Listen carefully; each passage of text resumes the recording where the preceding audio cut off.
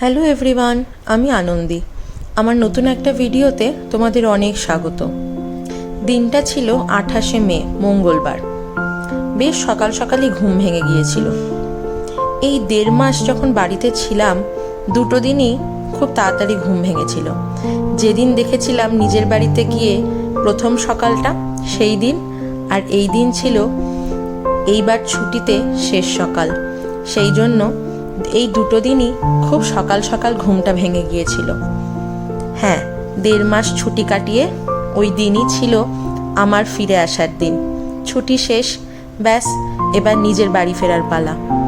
মঙ্গলবার দিন রাত্রিবেলা আমাদের ট্রেন ছিল, সেই জন্য সারাদিনটাই বাড়িতেই কাটিয়েছিলাম। তবে এইবার অনুভূতি দুরকম ছিল। এক তো 1.5 মাস ছুটি কাটিয়ে আবার নিজের বাড়ি ফিরে যাচ্ছি। নিজের বাড়ি, দুটোই নিজের বাড়ি। যাই হোক, আত্মীয় স্বজন সবাইকে ছেড়ে আবার একা থাকার পালা। আর একটা ছিল আনন্দের অনুভূতি। এইবার যখন ফিরছি, বাবা মাকে সাথে নিয়ে যাচ্ছি, তারাও আমার সাথে আবার 1 মাস কাটাতে চলল। সেই জন্য দুরকম অনুভূতি। সারাদিন কোনো ভিডিও তোলা হয়নি। আসলে ফিরে আসা, সব কিছু প্যাকিং, এই সব মিলিয়ে সারাটা দিন প্রচণ্ড ব্যস্ততার মধ্যে কেটেছিল। তাই একেবারে আবার যখন বেরোচ্ছি, সেই সময় থেকেই ক্যামেরাটা চালালাম। একটা অভিজ্ঞতা শেয়ার করি। আমরা আগে থেকেই বাবা উবেরে একটা ক্যাব বুক করেই রেখেছিল সকালবেলা, যেহেতু আমাদের এবার প্রচুর লাগেজ হবে সেই জন্য। তবে হঠাৎ করে আসার কথা ছিল 7:30টার সময়। আমরা জানি সে আসবে, সে সকালবেলায় কনফার্ম করে দিয়েছিল। ওমা, 7:20-তে হঠাৎ মেসেজ করছে যে কোনো ড্রাইভার অ্যাভেলেবেল নয়। বলো, এইরকম অবস্থাতে তো আমাদের মাথায় বাজ।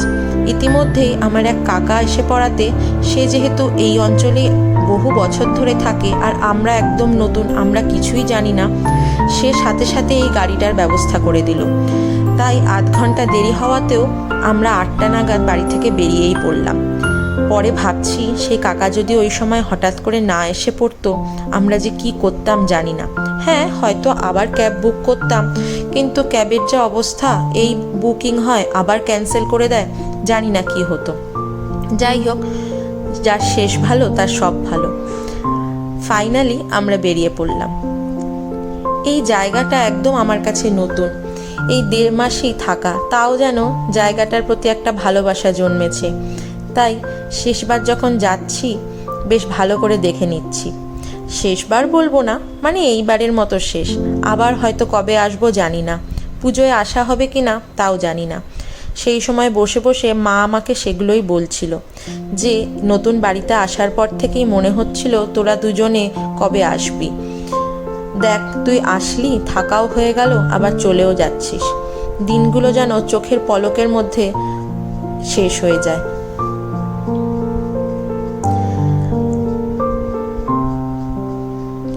আমরা হাওড়া স্টেশনে পৌঁছেই গিয়েছিলাম। সারাটা রাস্তা কেটেছে সব আত্মীয় স্বজনদের ফোন করতে করতে, সবাইকে বাই করা, বলে যাওয়া যে বেরিয়ে পড়লাম, যা হয় আর কি। আর সেই দিন হঠাৎ করে দুপুর থেকে আর একটা চিন্তা মাথায় বসে গিয়েছিল। হঠাৎ দুপুরবেলা অভিষেক ফোন করে বলল যে ওই দিন নাকি মোদি আর মমতা দুজনেরই পদযাত্রা আছে। সেটা কিন্তু আমরা জানতাম না। হঠাৎ সেটা শুনে মাথায় বাজ ভেঙে পড়ল। তার মানে তো সারা কলকাতা বন্ধ হয়ে যাবে। তারপরে আমার এক মামা আছে, যিনি পুলিশে চাকরি করেন, তাকে হঠাৎ ফোন করাতে তিনি বললেন যে না, দুটো পদযাত্রায় মোটামুটি 5টা-6টার মধ্যে শেষ হয়ে যাবে। আর আমাদের যেহেতু রাত 11টার সময় ট্রেন, মানে 7:30-8টা নাগাদ বেরোলেই হয়, তো ততক্ষণে নিশ্চয়ই সমস্ত রাস্তাঘাট ক্লিয়ার হয়ে যাবে। সেই জন্য একটু চিন্তা ছিল যে কি হবে না হবে। তা যাই হোক, শেষমেশ আমরা 9:30 নাগাদ হাওড়া স্টেশন পৌঁছেই গেলাম। আর রাস্তাতে কোনো রকম কোনো অসুবিধাও হয়নি।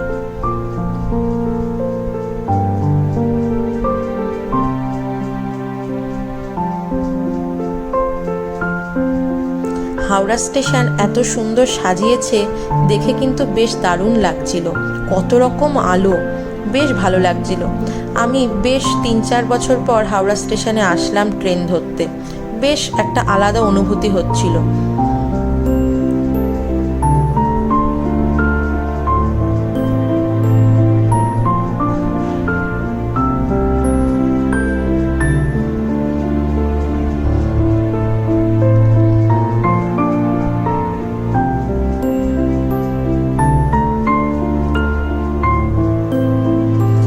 প্রচুর গাছ দিয়ে সাজিয়েছে, দেখে এত ভালো লাগছিল। আর গাছগুলো যে কি সুন্দর পরিষ্কার, একদম চারিদিকটা বেশ ভালো লাগছিল।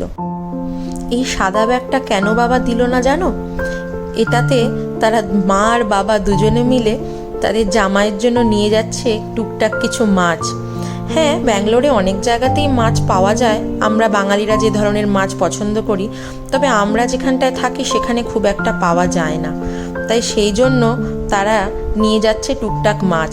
আর এইবার এইভাবে মাছ ট্রেনে করে নিয়ে যাওয়ার অভিজ্ঞতাটা কিন্তু আমাদের কাছে একদম প্রথমবার ছিল।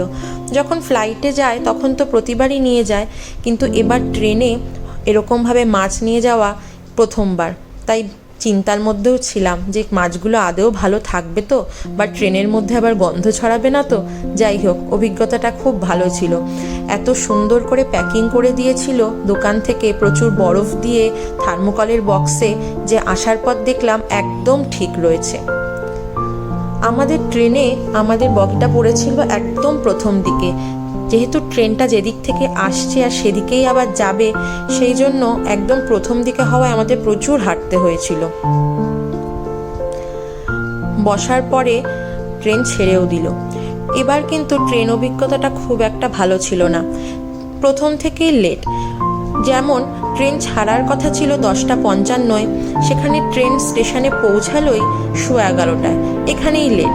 তারপরে তো সারাটা রাস্তায় লেট করতে করতে যখন ফাইনালে ব্যাঙ্গালোরে পৌঁছেছি তখন ছিল প্রায় 3 ঘন্টা লেট। আমরা রাতের ডিনারটা রাস্তা থেকেই কিনে নিয়েছিলাম। শুধু রাতের ডিনার বলবো না, এবার আমরা ঠিক করেছিলাম আর বাড়ি থেকে কিছু নিয়ে যাব না। এই 2 দিন ধরে কী বা নেব, আর কোথাও একটা যেতে হলে প্রচুর কাজকর্ম থাকে আর খাবার বানানোর সময় থাকে না। সেই জন্য আমরা ভেবেছিলাম পুরো জার্নিতেই খাবারটা আমরা রাস্তা থেকেই নেব, যেরকম ট্রেনে আর কি এখন সব নিয়ম হয়েছে সেরকম। এই অভিজ্ঞতাটাও আমার কাছে বা বাবা মায়ের কাছে এটা প্রথমবার। আর এখানেও আমাদের অভিজ্ঞতা ভীষণ ভালো। পুরো 2 দিন ধরে আমরা যেরম খাবার অর্ডার করেছি, এত ভালো ফ্রেশ গরম খাবার পেয়েছি, খুবই ভালো লেগেছে। যার জন্য বাবা মা ডিসাইড করেছে এবার থেকে ট্রেনে আসলে আর বাড়ি থেকে খাবার আনা নয়, সব এরমভাবেই অর্ডার দিয়ে দেব। পরের দিন সকালও হয়ে গেল। সকালবেলা ঘুম থেকে উঠে দেখলাম তখন আমরা উড়িষ্যাতে। হ্যাঁ, সকালটা যদিও ট্রেনে থাকার জন্য বেশ আগেই হয়েছিল, সেই সময় আমরা চা নিয়ে বসেছিলাম। আর ট্রেনে না আমার একদমই ঘুম হয় না। আসলে সত্যি কথা বলতে গেলে আমি ট্রেনে শুতে ভয় পাই। শুলেই মনে হয় ট্রেন যেই চলে মনে হয় আমি সিট থেকে পড়ে যাচ্ছি। সেই জন্য প্রায় সারা রাত আমি জেগেই ছিলাম। আর এই যে ব্রেকফাস্টটা, এটা আমরা ট্রেন থেকেই নিয়েছিলাম, সেটাও খারাপ ছিল না, বেশ ভালোই ছিল। আর মাকে দেখেছো, সেখানেও শশা কাটতে বসে গেছে। মানে বাড়িতে সে যেভাবে খাওয়া দাওয়া করবে, ট্রেনেও সব ব্যবস্থা সে নিয়ে যায়। আমি একটু বিরক্তই হই, কিন্তু যখন সব কিছু সাজিয়ে দেয় খেতে কার না ভালো লাগে। আমরা 3 জন, মা বাবা নিয়েছিল ব্রেড অমলেট আর আমি নিয়েছিলাম ভেজ কাটলেট। যখনই বলছে ভেজ কাটলেট আর ব্রেড, শুনে ভাবলাম না একটা খেয়েই দেখি কেমন। যার জন্য সকাল সকাল একটু বকাও খেয়েছিলাম যে সকালবেলা উঠে এইসব কে খায়, কিন্তু ওই একটু দেখি কেমন লাগে। তবে খারাপ ছিল না, খাবারটা কিন্তু ভালোই ছিল।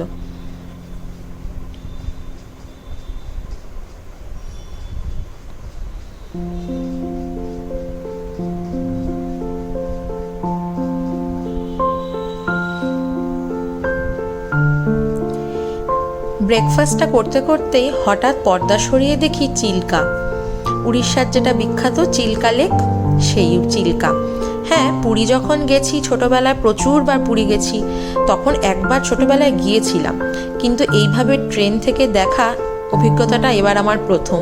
তাই এত ভালো লাগছিল, আর কি বিশাল, দেখে তো অবাক হয়ে গেছি। হ্যাঁ, যখন গিয়েছিলাম ছোটই ছিলাম, অত মনেও নেই, তবে এবার দেখে ভীষণ ভালো লাগলো।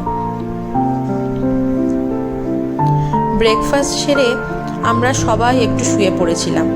আর আমার ছেলে তো রাত্রিরে এত ঘুমিয়েছে, ভাবলাম ট্রেনের দুলুনিতে বোধহয় ওর ঘুমটা আরও ভালো হয়েছে। ও তো প্রায় 11টা নাগাদ ঘুম থেকেই উঠল।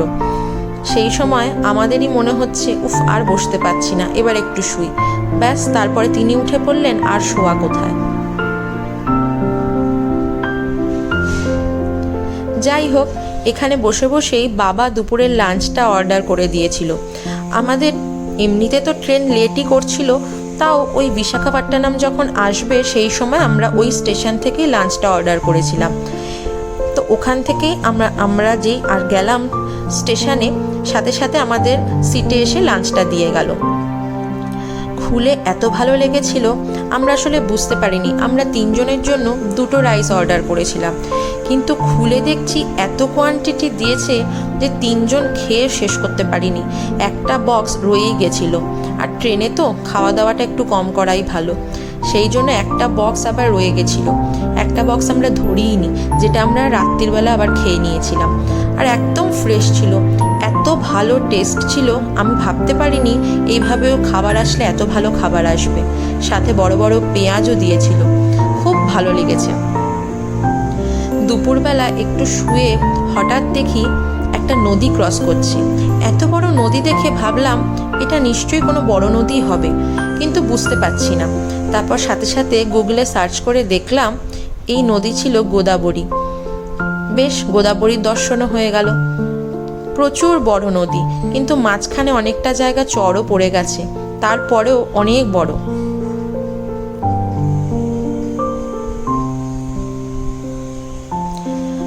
সন্ধে থেকে সময় আর কাটছিল না, মনে হচ্ছিল কখন স্টেশন আসবে আর নেমে পড়ব।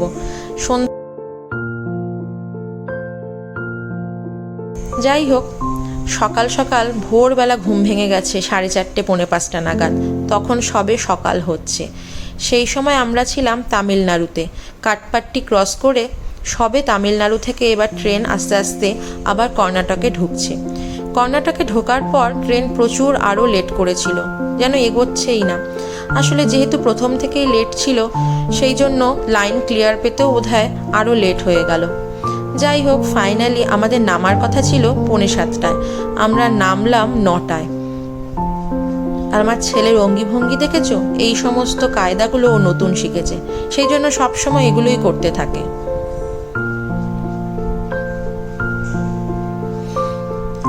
এই যে ট্রেন ঢুকছে, শেষমেশ আমাদের ট্রেন নিয়ে আমরা পৌঁছালাম আমাদের গন্তব্যে।